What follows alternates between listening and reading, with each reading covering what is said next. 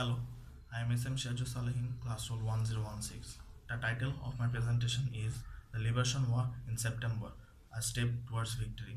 As we know, the Liberation War of 1971 was fought between West Pakistan and East Pakistan for almost 9 months. In my presentation, I will be focusing on events associated with the Liberation War of 1971 only during the month of September. The objective is to visualize and analyze the events of 1971's Liberation War while taking into account the major battles, improvements, and other events that were associated to the war. As we know, the month of September was full of events like battles, gun battles, short time wars, ambushes, etc. The major events that happened during the Liberation War of 1971 and during the month of September were the Bongshitala battle, the Shotibari attack, the Palang War, and the Shalda River gun battle. One of the major battle that happened between India and Pakistan was a tank battle, which is considered to be the biggest and the largest after the World War II. The first electronic bombing system was introduced in the history of Liberation War by a troop of freedom fighters.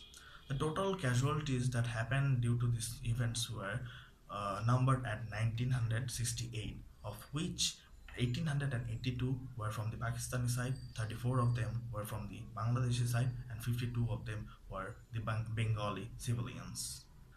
Some improvements and developments were made and both acquired by the parties of the Liberation War, which is the Mukti Bahini and the Pakistani military forces. I will discuss some of them right now.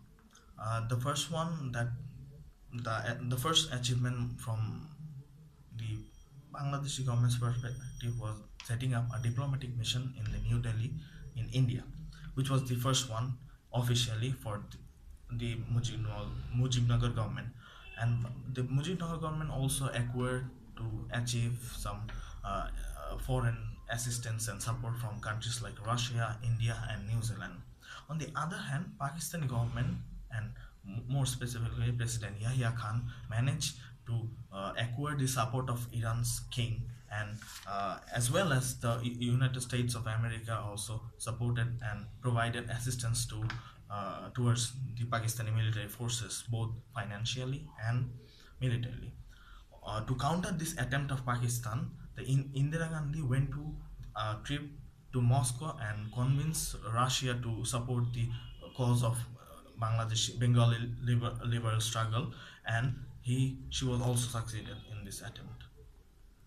A lawsuit was filed against Sheikh Mujibur Rahman on the grounds for declaring war against Pakistan. A military court was secretly formed to rule on this plea. Uh, Even 20 witnesses were called to testify against Sheikh Mujibur Rahman on this lawsuit. The refugee situations also got worsened in the month of September. One of the reasons behind this worse situation revolving around the refugee problem uh, is that when the refugee numbers of refugees hit the 10 million mark, it actually became a burden for the countries to provide assistance and support to the refugees. The international community also urged to the Pakistani rulers and the Mukti Bahinis to preserve the human rights of these refugees and the repatriate people of, of Bangladesh, and they also no urge to settle their differences and build a political consensus so that a democratic transition of power could happen.